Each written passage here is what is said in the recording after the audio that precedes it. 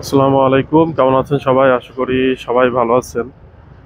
বর্তমানে বাংলাদেশের যে অবস্থা চলছে, এই পরিস্থিতি আসলে কবে স্বাভাবিক হবে তা আমরা জানি না। আজ একটা সংবাদ সম্মেলনে শুনলাম যে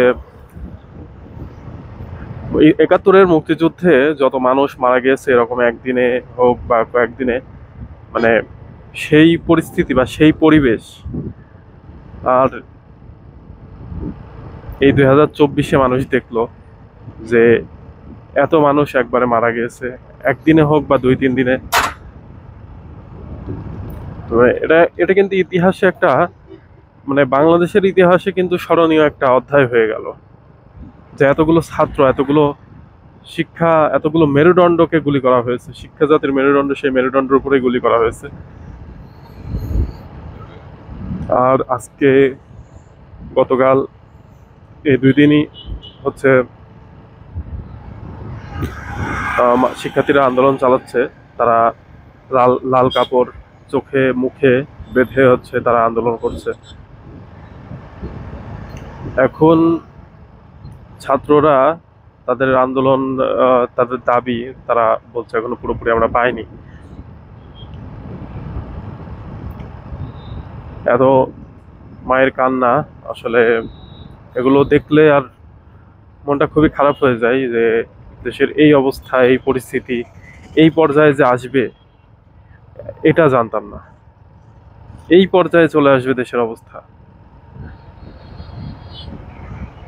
দেশের মানুষ, বিশেষ করে ঢাকায়,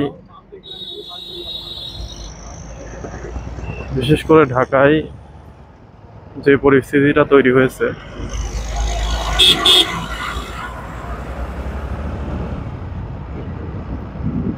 তো সেটা বলার মতো না। এই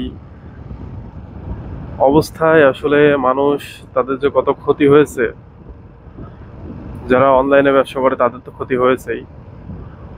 ফেসবুক মার্কেটিং, অনলাইন বিজনেস, অন্যান্য আরও অনেক সাইট আছে, সেগুলোতে এখনো স্বাভাবিক হয়নি।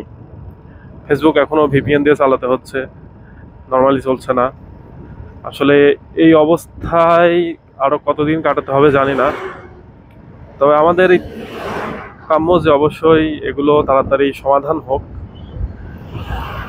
আর যাদের রক্ত এই রাজপথে ঝরেছে তাদের বিচার হোক, তারা যেন সুষ্ঠু বিচার পায়। এটাই আমাদের দাবি, সবার দাবি। শুধু এটা তো আমার একার দাবি না, এটা সারা বাংলাদেশের মানুষই এটা নিয়ে আলোচনা সমালোচনা করছে, এটা নিয়ে কথা বলছে।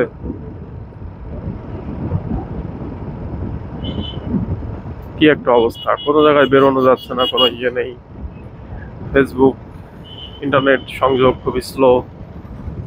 বিশেষ করে গ্রাম অঞ্চলের দিকে অনেক বেশি স্লো, এদিকে একেবারেই মনে করেন যে সমস্যা, খুবই সমস্যা। তো গতকাল দেখলাম যে ফ্রি ইন্টারনেট আসছে, দেখছি এটা অবশ্য গ্রামীণে চলছে, রবিতে চললো না দেখলাম। আর ইন্টারনেট চললেও সেটা খুবই স্লো নেট চলছে। এতে মনে হচ্ছে যে খুবই, একদমই খারাপ অবস্থা।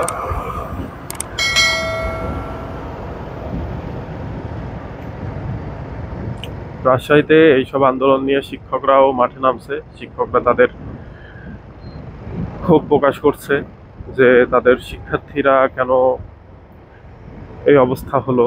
অনেক শিক্ষার্থী গ্রেপ্তার হয়েছে, আন্দোলন চলছে এখনো। কয়েক জায়গায় স্বাভাবিক, কিন্তু বেশ কয়েক জায়গায় এখনো আন্দোলন চলছে। আর কতদিন চলবে আল্লাহ জানে।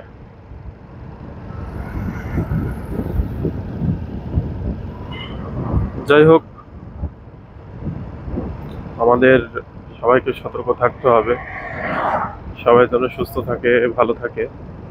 আর যারা মারা মারা গেছে তারা আল্লাহ যেন তাদের জান্নাতবাসী করে করে সেই আশাই করি। আর তাদের জন্য সুষ্ঠু বিচার যেন তারা পায়।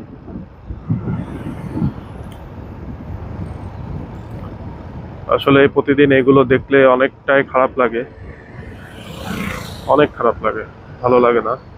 তো আপনারা অবশ্যই চ্যানেলটি সাবস্ক্রাইব করে সাথে থাকবেন, আর আপনাদের মতামত অবশ্যই কমেন্টসে জানাবেন। সবাইকে ধন্যবাদ। আসসালামু আলাইকুম।